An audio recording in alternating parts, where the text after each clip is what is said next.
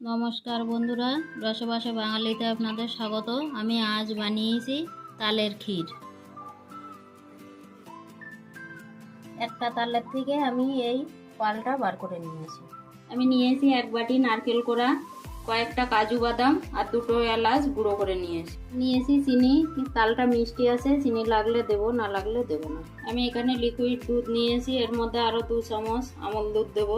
দিয়ে আমি একটু ঘন করে নিয়ে তালের ক্ষীরের মধ্যে দেবো। দুধটা আমি গুলে নেব। আমি এই বাটিটার 1 বাটি তাল নিয়ে 5 মিনিট জাল করে নিয়েছি। তালটা আমার ভালোই জাল হয়ে এসছে। এবার আমি দেব লিকুইড দুধের সঙ্গে আমল দুধ গোলা, সেই দুধটা। এটা দিয়েও আমি আর 5 মিনিট ফুটিয়ে নেব।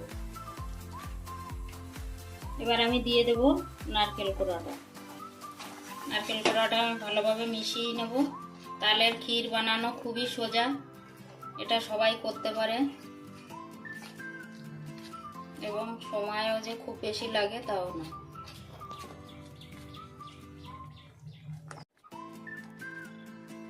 তালের ক্ষীরটা রান্না করার সময় এইভাবে অনবরত নাড়তে হবে, নইলে তলায় লেগে যাবে। পোড়া লেগে গেলে এটা খেতে একদমই ভালো লাগবে না। আর যারা নারকেল খেতে পছন্দ করে না, নারকেলটা অপশনাল, তারা দেবেন না। আমি সামান্য চিনি দিচ্ছি, তালটা আমার মিষ্টিই আছে। মিষ্টিটা যে যার স্বাদ অনুযায়ী দেবেন। আমি দিয়ে দিচ্ছি কাজু বাদাম। এটা আমি আর 2 মিনিট জাল দিয়ে নামিয়ে নেব।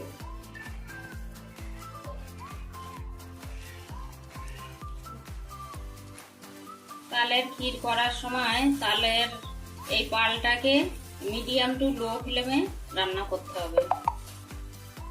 এবার আমি দেব 2টো এলাচ গুঁড়ো করে রেখেছিলাম, এলাচের গুঁড়োটা মিশিয়ে নেব।